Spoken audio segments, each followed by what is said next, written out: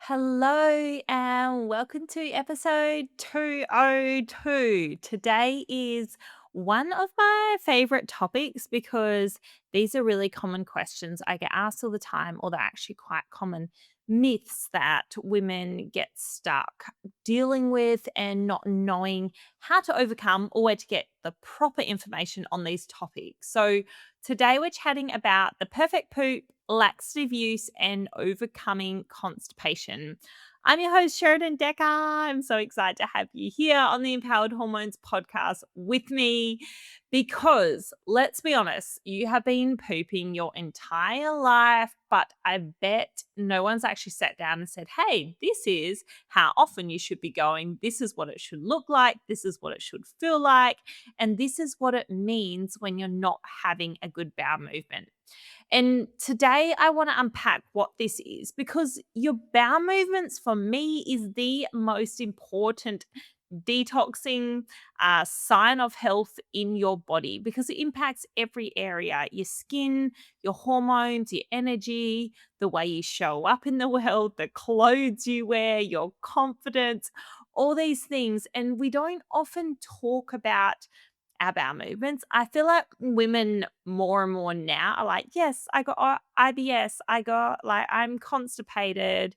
I don't poo every day. Or, I had a big night out and then I had loose stools. So there's a general chit chat about it. But how often should I actually be going? What should my poo look like? And what does it mean if I wasn't pooing? And I chatted to a friend of mine on the weekend and I realized how normal it is for women to not be having a bowel movement. And they're like, oh, my sister's like that. My mum's like that. I've had it my whole entire life.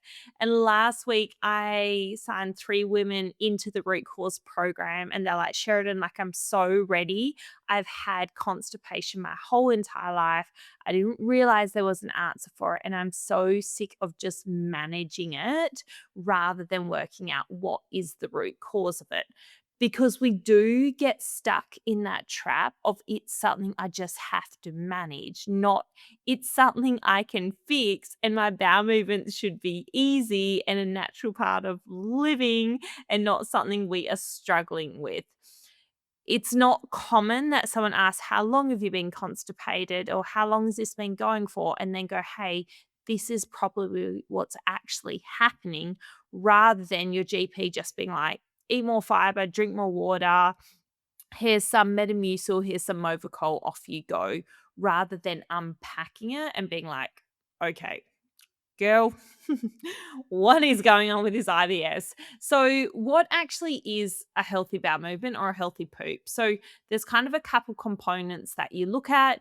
You look at frequency, you look at how it feels, you look at the color and smell, and then you look at what it actually looks like. So, in regards to frequency, I say 1 to 3 times per day is the range.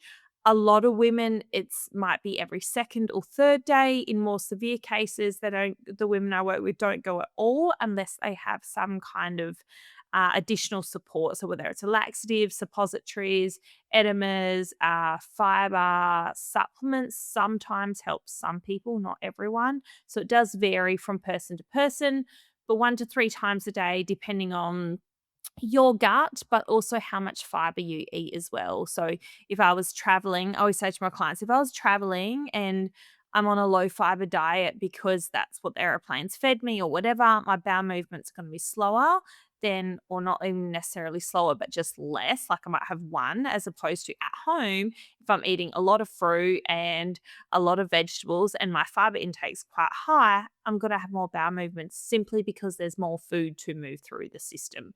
And that is how a healthy gut should operate.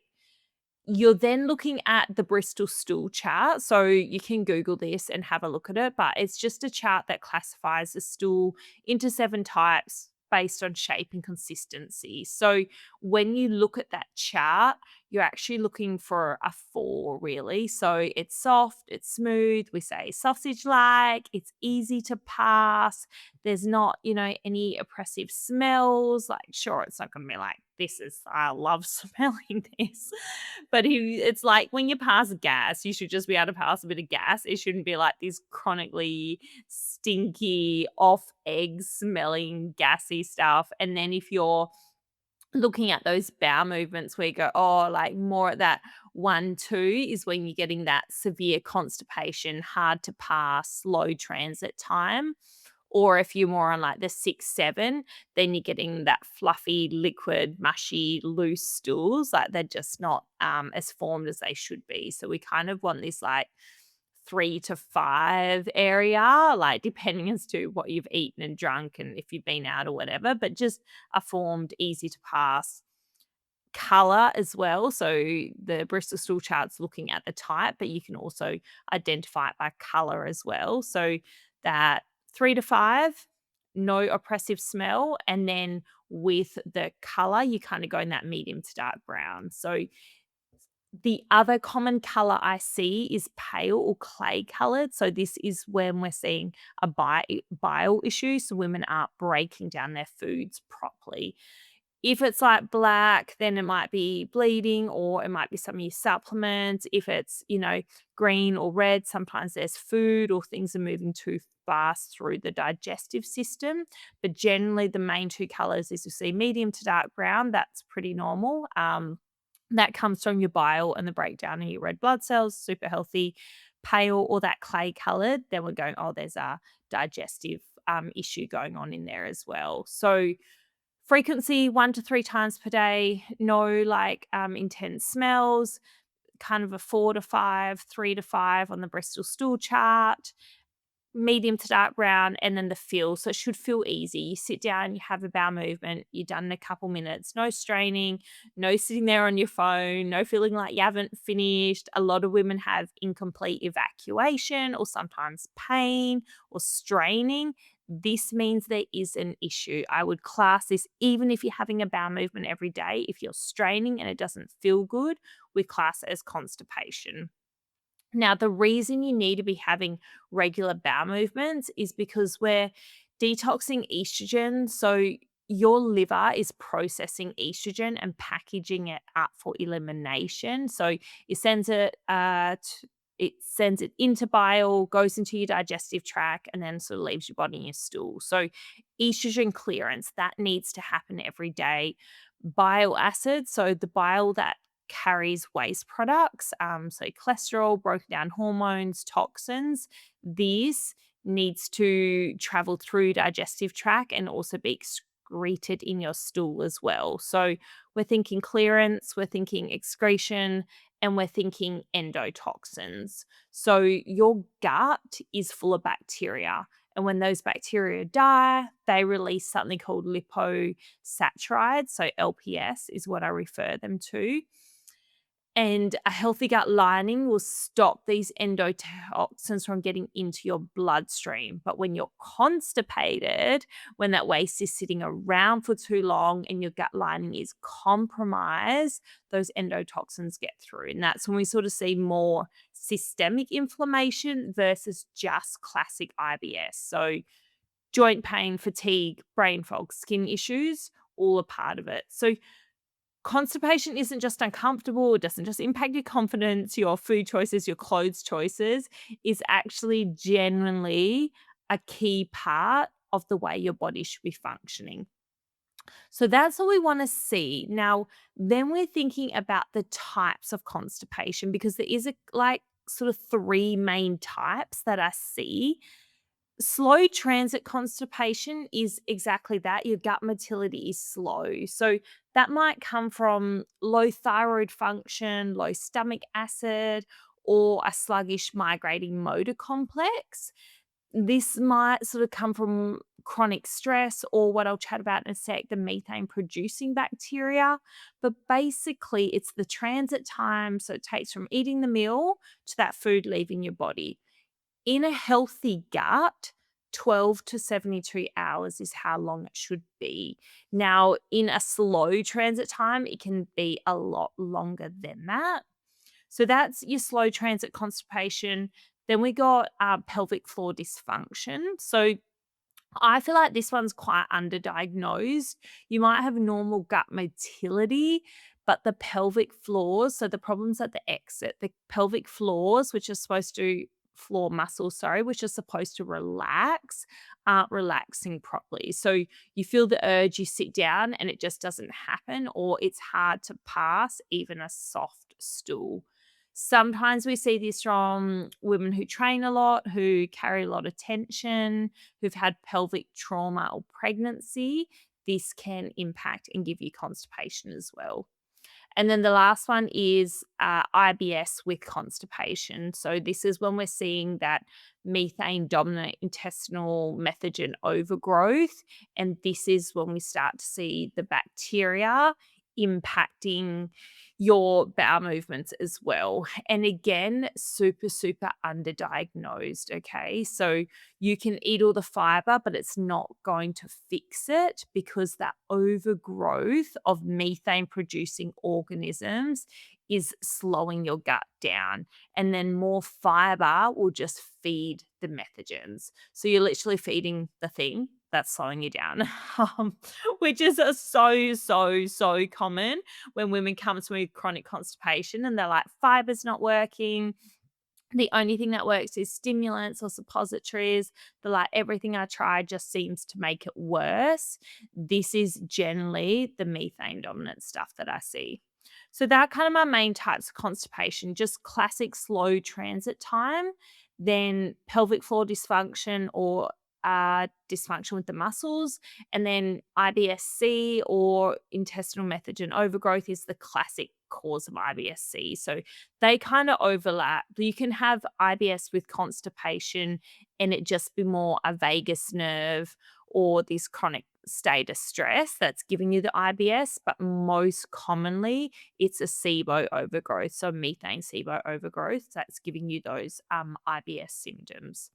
So this is why diagnosis matters and this is why testing matters, because you can't just say you've got constipation. You actually need to identify, what does that look, feel like as in like what am I actually experiencing, and then what type of constipation is it?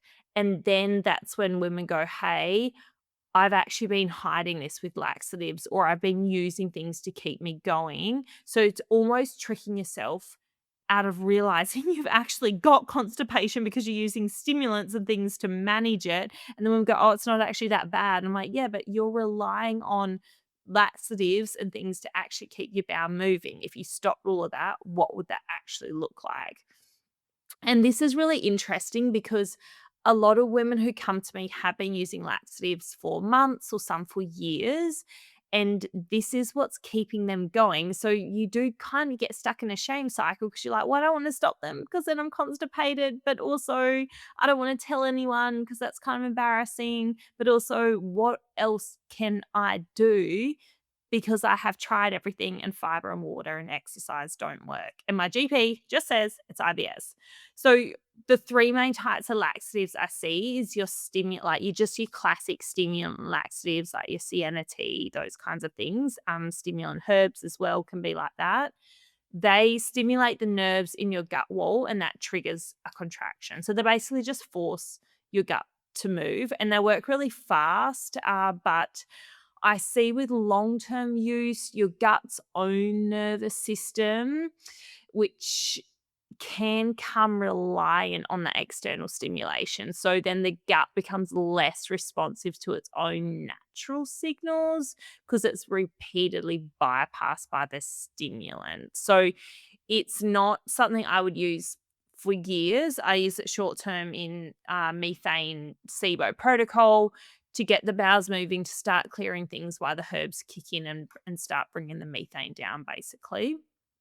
The other one is osmotic laxatives. These are actually a bit safer, and I prefer using these in a stimulant. That's your Movicol, your magnesium, your lactulose. So basically, they draw water into the bowel, soften the stool, make it easier to pass. So they're just gentler than a stimulant laxative. Vitamin C kind of works the same as well. Like sometimes I get my clients do a vitamin C flush just to get their bowels empty and moving, but it does the same thing. It just draws water in. And then your last one is your bulk forming laxative. So that's like your psyllium husk or your metamucil. These are fine for some people because they're adding bulk to the stool, which in theory will stimulate motility. But if you have methane dominant IMO, or SIBO, then psyllium husk or fibre supplements can actually make your symptoms a lot worse. And that's when women go, I've tried everything and I've increased my fibre and nothing works. That's why, because there's overgrowth in there. So I know women get desperate, they're feeling terrible, they start the laxatives, and then you think you can't function without them, and then get caught in this cycle for years because no one's identifying the root cause. Is it SIBO? Is it slow transit? Is it something going on with the pelvic floor? Whatever it is, it's never addressed. So laxatives become the management strategy rather than actually going, hey, can we fix this at the baseline? So that's the laxative use on it. Now, I do use laxatives, but I don't think it needs to be part of your long-term strategy. And I definitely don't want women on them after they're finished working with me. So if they come to me on laxatives, our goal is to get the bowels moving without them by fixing and bringing down that nasty bacteria. But here's the other thing you have to do is increase your bifidobacterium, your lactobacillus, and all those beneficial bacteria, and support the vagus nerve so that your body can do its own thing. On top of that, the other things that I really like women to focus on is one, fix your toilet posture. This is really important because people actually don't realize that our toilets aren't really built for the perfect poop. And you see this when you get those little pooping stools. They are great. You put the little step under your feet when you sit on the toilet, lean forward slightly. I'm not even joking. That alone can make a really, really big difference. It's just about the position that you're in, so the muscles and also, the way you're designed, because we're more designed to go in a squat position with your hips lower than your knees. This actually relaxes things. So FYI, give that a try. Your morning motility routine. This is really important. Your body loves routine. So I find that women waking up in the morning, having a little bit of lemon, apple cider vinegar, something that kind of is a slight stimulus, that is going to trigger your body to be like, hey, we're awake, we're having the warm water. This is when we go to the toilet. Like some women, it's get up, go for a walk, go poo. I prefer not to wake up and dump your body with caffeine because that will make you poo, but that'll generally give you loose stools. But I just find activating this gastrocolic reflex, which is the natural signal your gut sends when food or liquid enters your stomach, and it's like, okay, let's get things moving, we're awake. It's really, really important to create routine. Magnesium, glycinate or citrate depends on the person. Oxide's quite strong, so I prefer citrate. Some people, glycinate actually works quite well as well. But like I said earlier, that just draws water in. And I usually just start quite low, so around that 200 milligrams before bed, and then we can adjust it from there. But you're aiming for that type 3 or 4 stool the next morning, not urgent, not loose, but you just need to make sure, because when we're drawing water in, you don't want to feel fluidy or gross from it as well. Like, don't just keep loading up and up and up and up because you'll just end up feeling quite crappy. And then meal spacing is really important as well. So 3 to 4 hours between your meals for that migrating motor complex is really, really helpful. If you're a grazer, like I actually am a grazer, and you snack quite regularly, your migrating motor complex doesn't always fully activate. So it doesn't get through that cleaning cycle. And if you're trying to clear a bacterial infection, this is really, really important. So I hope that was helpful. That gives you guys a little bit of direction. on how your bowel movement should be, when you should be having a bowel movement, what the perfect poop looks like, how to achieve that, and some of the root causes as to why you might be constipated. If this sounds like you, and if you're like, man, Sharon, I've been putting up with this constipation for so long, and no one said that it could be SIBO, it could be methane, or it could be my pelvic floor muscles, please reach out and book a free chat in the link in the show notes. I think it's really important to identify what type of constipation you have, how often you get constipation, and definitely unpack those root causes so that you're not struggling with this moving forward. It is really common. I would love to say like it's not something I see a lot, but nearly everyone who comes to me has constipation, obviously, because you're here for your gut issues. But it's normal. Sorry, it's not normal. It's common. It's not normal. It's not how it should be. A normal gut. If you talk to someone who's never had constipation, they cannot relate because they're like, I just don't understand. I just go to the toilet when I go to the toilet. Like, I had 10 years of constipation and it took me so long to understand it was SIBO and parasites and yeast and low good gut flora. And it was so frustrating, I guess, battling that and just being told more fiber, more water, like there's nothing else you can do. And I just want women to know there's answers for that. And when you fix that constipation, you're going to clear your skin, have better periods, you're going to lose weight, you're going to feel better, you're not going to feel puffy. Like so much is linked back into your bowel movements. Same with the bloating, a lot of your bloating would disappear as well. I hope that was helpful. Send me a DM, Sheridan underscore functional nutrition on Instagram. Book a free chat in the show links below, and I will see you guys next time.